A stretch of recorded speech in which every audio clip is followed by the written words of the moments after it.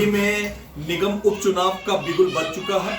5 सीटों के ऊपर तैयारी होनी है, लेकिन जो सीट सबसे ज्यादा लोकप्रियता के चरम पर है या सबसे ज्यादा मीडिया की नजर में आ रही है वो है शाहबाद डेयरी की सीट। इस सीट पे बड़ा अजीबोगरीब फेरबदल होता है। कांग्रेस, आम आदमी, क्या नाम है उसका, बहुजन समाज पार्टी उतार चढ़ाव होता रहता है। इस सीट के सबसे दिग्गज जो जानकार हैं हमारे साथ बैठे हैं बलदेव सिंह बरवाला जी। बलदेव सिंह बरवाला जी के विषय में मैं ये कहना पसंद करूंगा, ये समाज सेवी तो है ही है, पर एक जाने माने राजनीतिक विश्लेषक भी हैं, कांग्रेस के बड़े पुराने नुमाइंदे भी हैं, खुद भी आनंद ले चुके हैं निगम पार्षद की सीटों का, और साथ में बेहतरीन शख्सियत भी है। हम उन्हीं से इस सीट के विषय में आज चर्चा करने के लिए आए हुए हैं। बलदेव जी, ताज़ा खबर चैनल में आपका बहुत बहुत स्वागत है। धन्यवाद जी। सर्वप्रथम ये बताइए कि जब तक लगभग 10 साल 15 साल आप मेमबती बरवाला जी, आपकी धर्मपत्नी जी निगम पार्षद रही और उसके बाद काफी कार्य करते रहे, पर कांग्रेस की तरफ से फिर शाहबाद डेयरी में थोड़ा कम दिखाई देना शुरू हो गए थे आप। देखो, बात यह है कि मैं 1990 में जी शाहबाद डेयरी के अंदर आया था। जी जी। शाहबाद डेयरी में हमने उस टाइम एक दिल्ली झुग्गी झोपड़ी निवासी फेडरेशन का गठन किया था, रजिस्टर कराया था जी। और उसी के बैनर के ऊपर हम काम करते थे। और उस टाइम मैं जो था दिल्ली प्रदेश यूथ कांग्रेस का जनरल सेक्रेटरी था। अच्छा। और मेरी ड्यूटी थी कि यहाँ शाहबाद डेयरी में बहुत गरीब लोग हैं। अच्छा। और इनकी मदद करनी है। जी जी। तो हम वही संघर्ष करते थे। यहाँ ना पीने का पानी था, ना यहाँ बिजली नाम की कोई चीज। सफाई व्यवस्था तो बहुत खराब थी उस टाइम पे, तो कुछ था ही नहीं। यहाँ पे बहुत इतने बड़े बड़े खड्डे थे कि हर साल यहाँ बरसात में झुग्गियाँ डूबती थी और हर साल गर्मियों में आग लगती थी। अच्छा। और हम उन्हीं को बसाने में और उसके इंतजाम में लगे रहते थे। अच्छा। फिर हमने सरकार से कहा कि इन लोगों के लिए अभी तक कोई योजना नहीं बनी है जी। तो इन लोगों के लिए जब तक योजना नहीं बनेगी, यहाँ पे चीफ सेक्रेटरी ठक्कर जी आए थे, सज्जन कुमार जी मेंबर पार्लियामेंट थे, वो आए थे, राजेश यादव था, डॉक्टर वत्सा, ऐसे ये सब लोगों ने यहाँ आए, चीफ सेक्रेटरी दौरा किया, चीफ सेक्रेटरी को लेके आए। तो उसी टाइम हमने चीफ सेक्रेटरी तब ये एरिया मेमबती जी के अंडर में होता था? नहीं, वो मेमबती जी बनी 97 में। अच्छा। और हम उस एनजीओ के अपने माध्यम से जो है हम 90 में लग गए थे। पहले से ही लग गए थे। और उस टाइम हम यूथ कांग्रेस में। बहुत बढ़िया। अच्छा। तो हमने फिर वो संघर्ष किया और उसके बाद में हमने यहाँ institute of gradation on site, ये योजना हमने इसके लिए धरने प्रदर्शन बहुत करे। और 31 दिसंबर 1993 की रात को, उस टाइम पर प्रिंसिपल सेक्रेटरी थे पीवी जयकिशन और सलम के कमिश्नर थे सरदार मंजीत सिंह जी जी। जब हम आईटीओ में करीब 10-15 दिन से लगातार हमारा धरना चलता था, दिन अच्छा। में भी और रात में भी जी। रात को भी हम पूरी पुलिस चारों तरफ संगीन लेके खड़ी रहती थी। लेकिन हमने कहा था कि हमारी जायज मांग है, हम जब तक इसको पूरा नहीं करोगे हम नहीं जाएंगे, आपने जेल भेजना भेज दीजिए। आखिर में वो हमारी जीत हुई और उस टाइम के ऊपर यहाँ पे एक institute of gradation on side योजना पास की गई। वो क्या थी? उसमें यह था जहाँ झुग्गी है वहीं उनको मकान देंगे। अच्छा अच्छा। फिर उन्होंने पहले वो देते हैं EIJJ, मैंने कहा नहीं, EIJJ से कोई फायदा नहीं। EIJJ में क्या होता है कि जहाँ झुग्गी है उनके बीच में अपना खड़ंजा उड़ंजा लगा दिया, कहीं पानी का हाइड्रेंट लगा दिए, लेकिन वहाँ जब आग लगती थी या कोई जाता तो वहाँ आदमी जा नहीं सकता था, पतली गलियाँ होती थी, टेढ़ी मेढ़ी। मैंने कहा नहीं, institute of gradation on side के अंदर बाकायदा नक्शा पास होगा, नक्शे के अंदर स्कूल होगा, बिजली होगी, पानी होगा और सारे रोड होंगे और उस तरीके से। फिर उन्होंने वो नक्शा हमें पास करके 31 दिसंबर की कोई रात को 11:30-12 बजे उन्होंने मुझे बुलाया, अगवे आपको अंदर प्रिंसिपल सेक्रेटरी और कमिश्नर साहब बुला रहे। उन्होंने कहा भाई बरवाला, हमने आपकी मेहनत को देख के, आपके लोगों की मेहनत को देख के, क्योंकि शाहबाद डेयरी के लोगों ने बहुत साथ दिया, रात दिन मेरे साथ धरने किए। और जब उन्होंने रात के 12 बजे मेरे को कहा लो आपको नए साल का तोहफा ले लें, मैं कहा जी ये तो शाहबाद डेयरी के लोगों के लिए तोहफा है, धन्यवाद आपका। अच्छा, ये तो वो काम थे जो आपकी धर्मपत्नी निगम पार्षद नहीं थी तब आपने ये कारनामे करे। उन कारनामों के विषय में भी दर्शक शायद जानना चाहेंगे कि क्या करा था जब मेमबती जी यहाँ पे निगम पार्षद थे। मेमबती जी के आने के बाद तो जब हम ये योजना पास करा लाए, फिर उसको इम्प्लीमेंट हमने किया यहाँ पे, तो हमने इन झुग्गियों को हटा के यहाँ से जो है एक ब्लॉक में से हम झुग्गियाँ हटाते थे, उनको जो खाली जगह जहाँ हमें मिलती थी वहाँ रोडों पे, पार्कों में उनको हम बिठाते थे और DS उनको हम इशू करवाते थे, अगर भाई ये डेमोलिशन स्लिप हमने दिए। और उसी का फिर हमने बाद में ड्रॉ कराया और 1680 रुपये की हम योजना लाए, जो कि आज तक पूरी दिल्ली में कहीं भी 1680 रुपये में प्लॉट नहीं मिला। जहाँ झुग्गी वहीं मकान पे सिर्फ 1680 रुपये में हमने यहाँ पे करीब 5,500 प्लॉटों को आवंटित कराया। ये योजना 2 हिस्सों में थी, एक हिस्सा था फेज़ 1 और एक था फेज़ 2।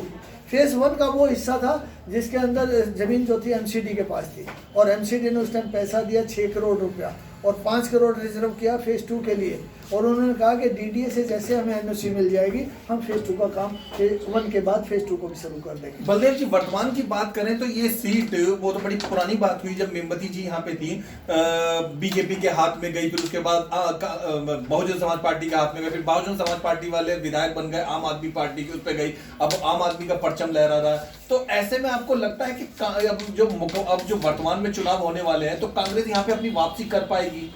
सही बात यह है कि मेमवती बरवाला 1997 से लेकर 2007 तक यहाँ पर 10 साल निकल पार्षद रही, और आज वो उपलब्धियाँ उठा के देख लो 10 साल के अंदर कहीं भी किसी स्कूल में चले जाओ, कोई ऐसा हमने सेक्टर नहीं छोड़ा। शाहबाद डेयरी के हमने 3 स्कूल बनवाए, एक बड़ा स्कूल था उसके लिए हम अपने कंधों पे एक दिन सेक्रेटरी एजुकेशन से लड़के टेंटों में हमने शुरू स्कूल का, आज इतनी बड़ी बिल्डिंग है, पहले 8वीं का हुआ, 10वीं का हुआ, अब 12वीं का स्कूल है वहाँ पे। इसी तरीके से हमने संघर्ष करके पानी लेके आए, बिजली लेके आए, यहाँ पे पार्क बनवाए, और सारा उस नक्शे के हिसाब से हमने इसको यहाँ करोड़ों रुपए की हमने मिट्टी भरवाई होगी, जहाँ इतने बड़े बड़े खड्डे थे, आज स्कूलों की बिल्डिंग खड़ी है। कोई कहता है ऐसी बिल्डिंगें बनवाई जो आज लगती है जैसे कॉलेज की बिल्डिंग है।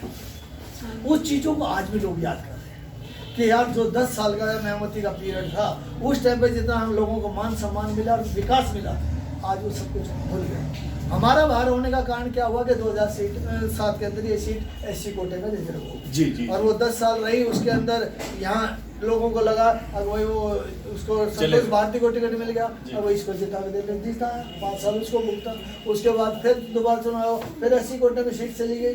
तो इस तरीके से आज जहाँ छोटा था मेमवती बरवाला ने 2007, आज वही काम पड़ा है।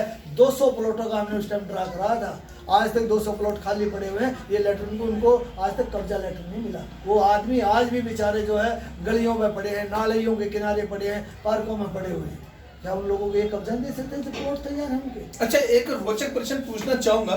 हमने हमारे चैनल ने शाहबाद डेयरी में सर्वे किया, जो पुराने कांग्रेसी हैं, जो कांग्रेसी जनभावना के लोग हैं, उनसे बातचीत करी, तो उनमें से कुछ युवा लोग तो आपके पुत्र गौरव के हक में समर्थन में है कि जी इनको टिकट दिया जाए, और काफी सारी महिलाओं ने इस बात पे हर्षोल्लास प्रकट किया कि जी मेमवती को दोबारा आना चाहिए, और कुछ एक जो सीनियर कार्यकर्ता हैं, बुजुर्ग हो चुके हैं, वो कहते हैं कि जी चलो जी एक मौका बलदार को।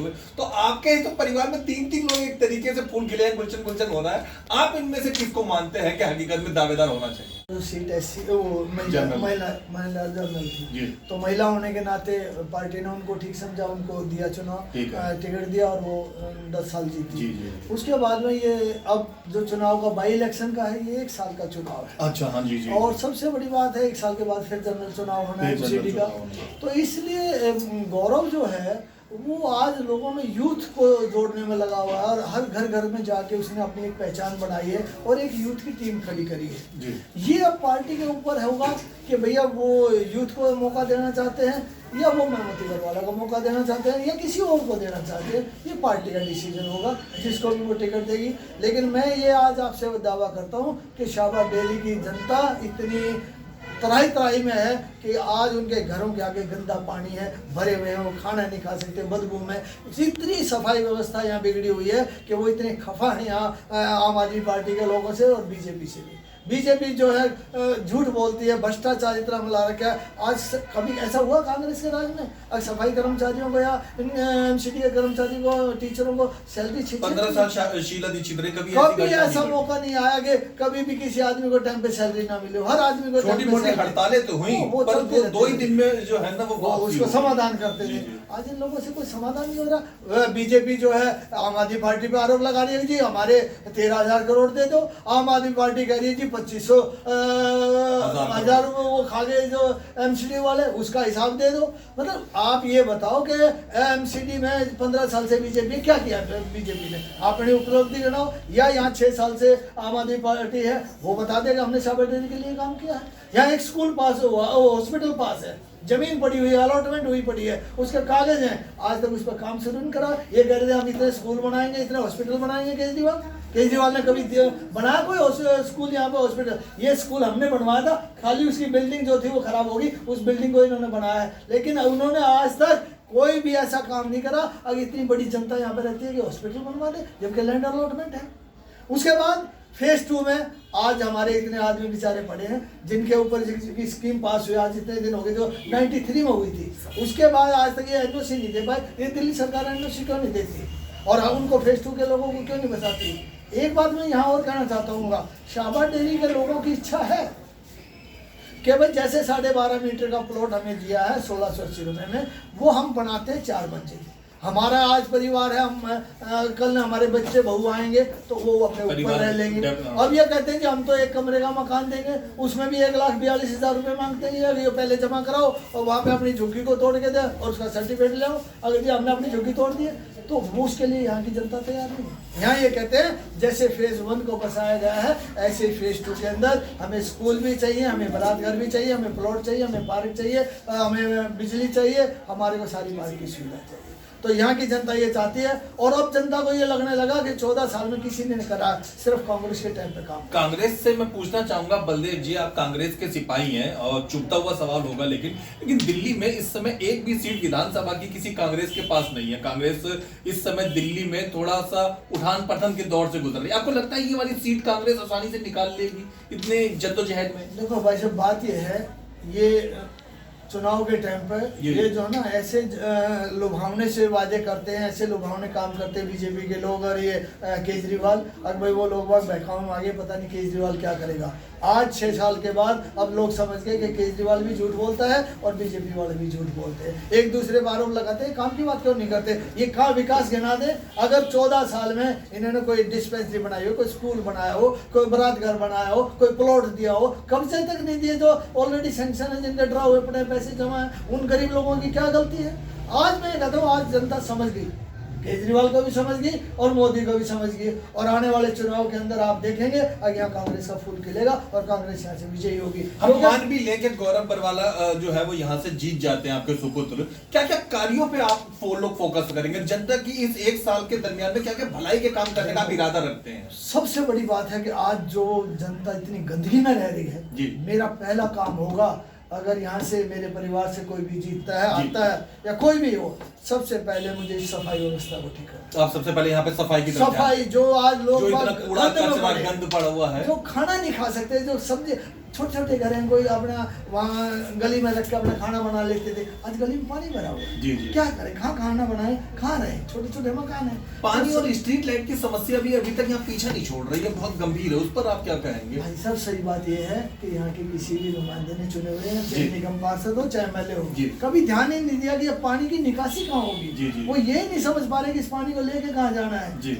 आपके भाई को एक एक जमीन का पता है, एक एक ब्लॉक का पता है, और मुझे पता है ये पानी कहाँ जाएगा, इसका नाला कहाँ से कनेक्ट करना पड़ेगा। वो उन्होंने कभी ध्यान नहीं दिया ना उस पर।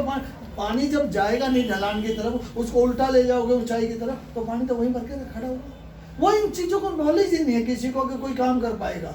और अब तो लोगों को ये सोचा भी 1 साल में कोई नया काउंसलर आ जाएगा जिसको पता नहीं शाह के बारे में, वो करेगा क्या? इसलिए लोगों की ये भावना हो रही है। और दूसरी बात ये है कि मेरा सबसे जब आज अनऑथराइज कॉलोनी में सीवर डल रहा है, तो क्यों ना हमारी इस कॉलोनी के अंदर सीवर डल जाए, तो ये हमारी सबसे बड़ी जरूरी मांग है। उसके बावजूद सबसे बड़ी यहाँ इतनी बड़ी आबादी रहती है, क्यों ना यहाँ पर हॉस्पिटल बनाया जाए। जब हॉस्पिटल की जमीन ऑलरेडी गांव के लोगों ने चकबंदी में दी हुई है और वो सिविल हॉस्पिटल दिल्ली सरकार के नाम पे उसकी मुटेशन है, उसके नाम पे वो जमीन है, तो क्यों नहीं दिल्ली सरकार उसको बनाती? केजरीवाल वादे कर रहा था मैं इतने स्कूल बनाऊंगा, हॉस्पिटल बनाऊंगा, आज तक कुछ नहीं बनाया। एक काम गिना दे केजरीवाल जो भी हमने करा हो। ये जो है ना, ये रोड भी जो है ना, वो SC/ST हेड से जो टूट गए थे, वो एक रोड बनाए उस टाइम पे। उसके अलावा कुछ ही शाबा डेयरी बनी। पानी की व्यवस्था आज भी लोग बाग टैंकरों के ऊपर वो है, ये कहते हैं कि हम तो हर घर में पानी पहुंचा देंगे टूटी से। आज भी फिर इतने टैंकर क्यों लगा रखे, क्यों नहीं पानी भिजवाते? जहाँ लाइन पड़ी हुई है पानी की, उन्हें पानी नहीं आता है तो गंदा पानी है, उसमें सारा नालियों का पानी मिक्स होता है, वो पीने लायक पानी भी नहीं है। तो इनको ये सोचते हैं ये गरीब आदमी है, इनको ऐसे ही पड़े रहने दो। वो दर्द नहीं है उनके दिल में जो कांग्रेस के दिल में दर्द था। और कांग्रेस जो काम करती थी, कांग्रेस हमेशा गरीब आदमी के लिए, मजदूरों के लिए, उनके लिए काम करती थी। सही बात है कि कोई ना कोई हमारी गलती रही होगी जिसका हम आज खाए, लेकिन आज जनता भी समझ गई है और हम अपनी गलतियों को भी ठीक करके आज बिल्कुल आज कांग्रेस जो है ग्रास रूट के उन कांग्रेस कार्यकर्ताओं को घर घर से लाके और फिर कांग्रेस के लिए हम काम कर रहे हैं। और लोगों के लिए हम जितने ये अधूरे काम पड़े हैं हम फिर शुरू करेंगे और फिर हम आपको दिखा देंगे 1 साल के पीरियड के अंदर कि यहाँ शाबाश डेली जनता कहेगी अब मजा आया है। वही कांग्रेसी आगे जिन्होंने हमें घर दिया था, स्कूल दिया था, बिजली दी थी, पानी दी थी, पार्क दिया था, आज टूटे पड़े हैं, गंदगी पड़ी है पार्कों में। क्यों नहीं इसका वो कराया जाता? इसमें तो कोई बहुत बड़ी लागत का काम नहीं था। जितने सफाई कर्मचारी हैं वो नहीं आते यहाँ पे, लोरी छोड़ रखे हैं इन्होंने। तो भाई या तो पैसा कमा लो या भाई काम करके इज्जत कमा लो, एक ही चीज़ मिलेगी। तो आपके भाई ने तो काम किया है और इज्जत कमाई और आज भी लोग उस बात को याद करते हैं। आपके सामने मैं आपको बता देना चाहता हूं। बवाना विधानसभा सहित हजारों लाखों दर्शक आपको इस समय में देख रहे हैं, क्या क्या कहना चाहेंगे इस निगम चुनाव से संबंधित? क्या लोकल लोगों को क्या संदेश देना चाहेंगे? ये एक ही बात है, लोगों से मेरा घर जैसा संबंध है और वो भी समझ गए हैं कि बलदेव बरवाला, मेहमती बरवाला और इनके अलावा कोई काम यहाँ कर नहीं सकता। 1 साल का चुनाव है, किसी भी अगर नए आदमी को हम लाएंगे तो वो आदमी जो है समझ भी नहीं पाएगा और कहाँ फायदे पड़े 6 महीने तो समझने में ही लग जाएंगे। तो इसलिए जो है अब लोगों ने मन बना लिया है, और जिस आदमी ने काम किया है, जो नॉलेज रखता है, उस आदमी को लेके आओ। चारों तरफ से आप कहीं भी सर्वे कर लीजिए, एक आवाज यही हो रहा है, नहीं भाई जिसने काम किया वो जानता है और उसको लेके आओ। और वो कांग्रेस ने काम किया और कांग्रेस के आदमी को यहाँ पे लेके आओ और उसको चुनाव जो है कांग्रेस को यहाँ से जिता के भेजो। ये लोगों की एक भावना बनी हुई है। और एक एक समस्या कंप्यूटर में, मेरे दिमाग में कंप्यूटर की तरह फील है। सच बात यह है कि मुझे एक एक फाइल की नॉलेज है, एक एक चीज़ की नॉलेज है कि मुझे काम कहाँ से शुरू करना है और कैसे उस काम को मैंने पूरा कराना है। मैं ये सोचता हूँ कि आज ये जनता इतना प्यार और सम्मान दे रही है, जिताएगी भी। और ये 1 साल मेरे लिए कांटों भरा ताज होगा कि 1 साल के अंदर हमने वही अपनी परफॉर्मेंस फिर इनको दिखानी पड़ेगी। अकबर वाला काम करने की हिम्मत रखता है और जानकारी रखता है और करके दिखाएगा। ये लोगों की आज यहाँ पूरे विचार हैं, भावना है। बाकी हम कांग्रेस पार्टी के लिए काम करेंगे और कांग्रेस फिर आएगी। एक कांग्रेस ही इस देश को चला सकती है। आज क्या कर रखा है इन्होंने किसानों का हाल, क्या कर रखा है मजदूरों का हाल बॉर्डरों के ऊपर। ये इन्होंने अपने लोगों को भेज के किस तरीके से बदनाम करने में लगे हुए हैं। वहाँ पे उनको पानी बंद कर दिया, उनकी टॉयलेट वहाँ से उठवा दी। अरे आखिर प्रजातंत्र है, उनको अपना अधिकार है ये बात कहने के लिए। वो के जो 3 कानून बनाए उसको नहीं चाहते तो क्यों उनके ऊपर जबरदस्ती? किसान विरोधी और सरकार के देशभक्त लोग ये आरोप लगा रहे हैं कि जी किसानों ने लाल किले पे हो अल्लाह जब मनाई। बहुत गलत। मेरे भाई ये जनता सब देख रही है जी। जो आदमी बीजेपी का वहाँ इंचार्ज था और जो चुनाव लड़ा रहा था सनी देओल को, आज वही आदमी उसको उतारने में था। और यही बीजेपी के लोगों ने अपने आदमी अंदर घुसा के और इन्होंने उनको लाल किले तक जाने दिया। नहीं तो गवर्नमेंट चाहे तो कितना भी बड़ा मॉब हो उसको जाने थोड़ी देती। ये इन्होंने इस किसान आंदोलन को बदनाम करने के लिए जो है एक साजिश रची है। और अब ये देख रहे हैं, आपका कहने का मतलब है कि एमसीडी वाले एक टॉयलेट बनाते हैं, उस तक में तो पब्लिक उनकी अनुमति के बिना घुस नहीं पाती। इतने बड़े लाल किला में जब तक सरकार की मर्जी ना हो तो कोई कभी हो ही नहीं सकता भाई साहब। ये पूरा सरकार का खेल था कि आंदोलन काबू में नहीं आ रहा, इसको बदनाम करो, इसको फूट डालो, इनको फूट डाल के इनको खत्म करो। लेकिन एक बात बता दूं कि किसान भी समझ गया, देश का मजदूर भी समझ गया। अब ये खाली किसानों का मसला नहीं है, ये देश के मजदूरों और गरीब आदमी का मसला है। क्योंकि जब यहाँ पे FCI खत्म हो जाएगी, जहाँ यहाँ राशन पे आज हमें 2 रुपए और 1 रुपए किलो अनाज मिलता है, जब वो मिलेगा हमारे को 40 रुपए और 50 रुपए किलो, गरीब आदमी कहाँ से आटा खाएगा, कहाँ से अपना घर चलाएगा? रोजगार की बात इन्होंने करी थी, रोजगार इन्होंने दिया नहीं, रोजगार छीन लिए। ये नोटबंदी कर दी, GST लगा दी। ये तो बताओ किसको फायदा हो रहा है? सिर्फ सरमाएदारों को, कोई आम जनता को या गरीब को या मजदूर को कोई फायदा नहीं हो रहा। और आज पूरे हिंदुस्तान में एक बात चल पड़ी है कि यार कांग्रेस का राज बढ़िया था, सबकी रोजी रोटी चलती थी, सबका धंधा चलता था, सब भाईचारे से रहते थे। कोई इस तरह के जो आज मार काट हिंदू मुस्लिम और ये मंदिर मस्जिद चल रहा है, ये मंदिर मस्जिद उससे बात नहीं बनेगी। विकास की बात करो, विकास की। और जो तुमने वादे करे थे 2 करोड़ नौकरियां देने के, वो बताओ कितनी नौकरियां आपने दी है? 15-15 लाख रुपए आपने कहा था आपके खातों में आ जाओगे, कोई 1 रुपया आया क्या? तो मैं ये कहना चाहता हूँ, झूठ बोल के जनता को भगा के जो है इन्होंने वोट ले लिया। आज जनता समझ गई है और फिर इनका वही हाल होने वाला है जो आगे चुनाव आएंगे, उसमें बीजेपी का और आम आदमी पार्टी का यही हाल होगा और हर जगह कांग्रेस जीत के आएगी। ये मैं आपसे कहना चाहता हूँ। आपने ताज़ा खबर चैनल को समय दिया, इसके लिए आपका बहुत बहुत धन्यवाद। तो चलो आगे भी हम आपको इसी